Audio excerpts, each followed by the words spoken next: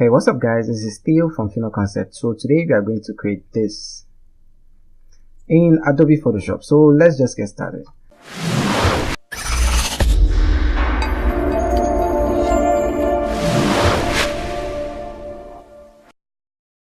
Welcome to phenoconcepts. Click the subscribe button and hit the bell icon so you don't miss out on any of our future videos. For this tutorial, I'm using Photoshop CC 2018, so I'll go ahead and open it up. And I'll click on File and click on New. I will probably be posting this on my Instagram page. You can find the link in the description below. So I will make sure this is set to be a square. So I'll be using 2K, and I'll just click on OK. My background is set to white, by the way. So let's just get started. We'll just go with the basic things first. So that will be importing all of our files. So I want this to be the main image, then the rest of the files will be at the other edges. So I'll import this first. I'll just click and drag onto the workspace in here, of course. So I'll just import it here and I'll put it at a place I'm much comfortable with. So I think I'm okay with here, and I'll just paste it in here. So the rest of the files are going to be underneath our main image. Well, you can put it anywhere for now, because you can always rearrange them. So let's just go with 4 files. I'll just go with 1, 2, 3, and 4. No, we don't like the one he's unhappy. So I'll just click and drag all of these in here. So I'll put this, let's just put this here. Go ahead and resize it. Cool. I'll comment OK once I'm satisfied. I'll put this probably around here. Again, resize it. I'm making these smaller so that it doesn't take the shine of the bigger image I want to use. So unfortunately, I couldn't import one of the image because of some JPEG error. Anyway, it's minor, so if it doesn't work, I'll just go ahead and import a different image. Okay, so let's just grab one last image. Let's just pick this one. Same problem. We've already used this one, so I'll go ahead and pick this one too. Okay, so I'll put this one right around here. Okay, so I'll go ahead and group all of these up. So Ctrl G, or you can just highlight everything and you drop it onto the group icon right here. This is the 1, 2, 3, 4, 5, the 5th icon from your left, or the 3rd icon from your right. So I'll just work with this right now. So let's go ahead and turn the eyeball of this, the visibility. And since I clicked and drag, this is a smart object. I'll just right click and rasterize it, because Photoshop deals with rasterization. Okay, so I'll go ahead and create a selection around the image I'm going to be using. So let's just use this. I'm using the quick selection tool, by the way. If you want to know more about it, I'll leave a link to our video tutorial we created dedicated for this particular tool, so you can learn more about it. Okay, so something like this is cool for me. And I'll go ahead and invert this selection. So you can go to select and you go to inverse, or you can hold down Shift Control and press I. So once this selection is inverted, I'll just right click and create a copy out of this. So you can see if I grab my move tool, I have just that selection. This is the selection we have. I'll just put it back to where it was. At least I aligned it correctly.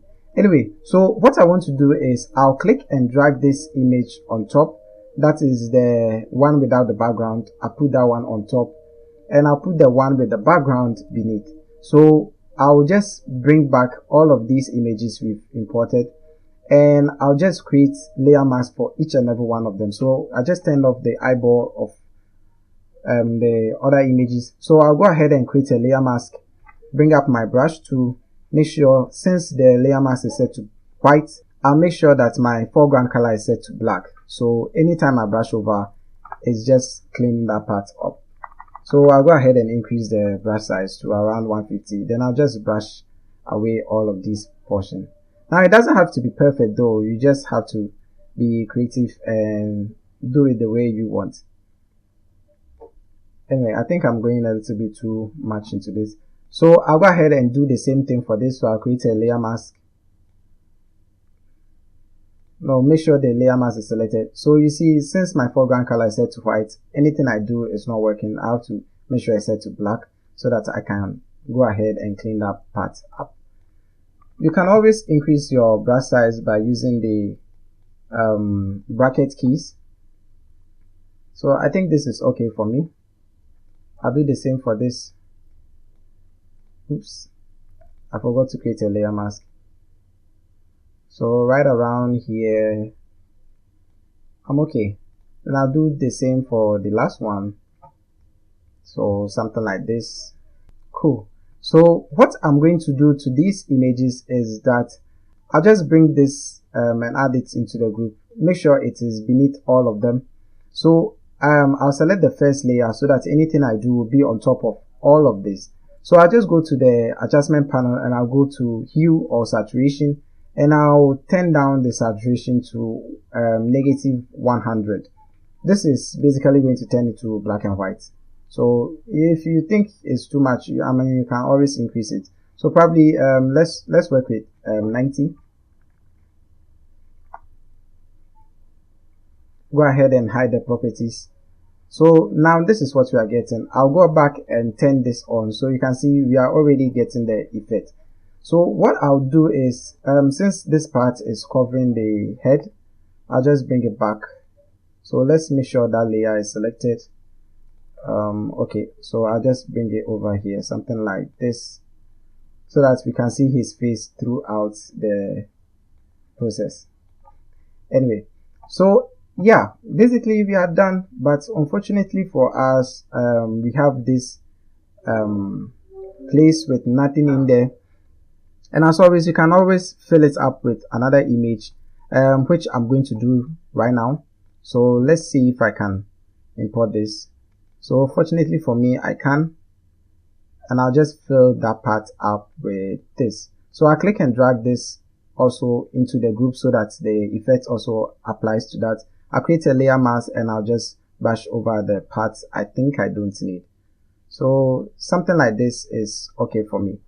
Now we are not done. What I will do is I will select the bottom layer, which is the one with the background, and I will increase the size so that it fills up the entire space like so.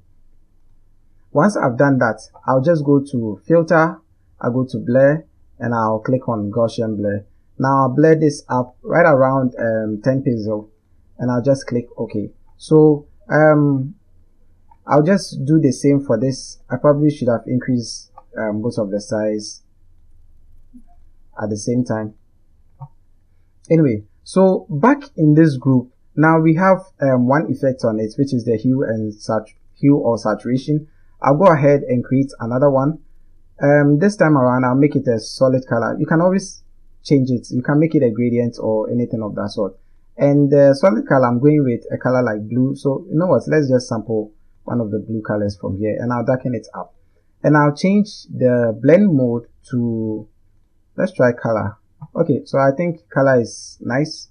What I'll do is I'll just double click on this thumbnail and I'll change it to a darker blue. So something like so is okay for me. Then I'll create a gradient. So making sure that my foreground color is set to black, I'll create a gradient and I'll change this to radial. I'll reverse it and I'll increase the gradient to, any way you think is okay for you. For mine, I'll just use 500 and I'll click OK. So basically, we are almost done. Now you can see that the image is on top of all of these images, but I'm not okay with this. I just want to add in a few lighting effects. So I'll create a group and I'll call this effects, and I'll create a layer mask inside that effect. I'll grab my brush to sample a color. So let's just say a blue color, because most of these is blue. So let's just grab a blue color from here and I'll just brush over here. I'll not actually brush, I'll just click it one time. So one at the center, and I'll change the color to screen. So yeah, this is what we are getting. I hit enter on my keyboard. Now with this layer selected, I'll just go to the move tool, and you can see anytime I move it around, we have that color over there. So I'll go ahead and duplicate it, Ctrl J, or you just click and drag onto the new layer icon right here. So this will duplicate, and you can intensify it the way you want. You can increase the size, which I'm going to do here. So I'll put one here. I'll duplicate it one more time. I'll put another here, but maybe not as big as the previous one. Then probably put one at the top, and this will be extremely big. So something like this. So basically, yeah, we are done. You can add in more. You can change the colors to red. I mean, you can always do that, but make sure that once you do that, you change the blend mode to screen, and it is going to also apply in there. So I'll just delete the red one I created and recreate it. This time around, I'll create it at the center so that I can move it to the corner here easily. So basically, So basically we are done. You can also add in a few glares to it if you're okay, but I'll just leave this as that. Thank you guys for watching. If you like this video, please give it a thumbs up. If you'd like to watch more of our videos, don't forget to hit that subscribe button, and as always, don't forget to share with your family and friends. Yeah, one more thing, if you have any suggestions on videos we should be creating later in the future, please leave it in the comments below or send it to us by mail. I will have it linked down in the description below. So thank you guys for watching, and I'll see you guys in the next one.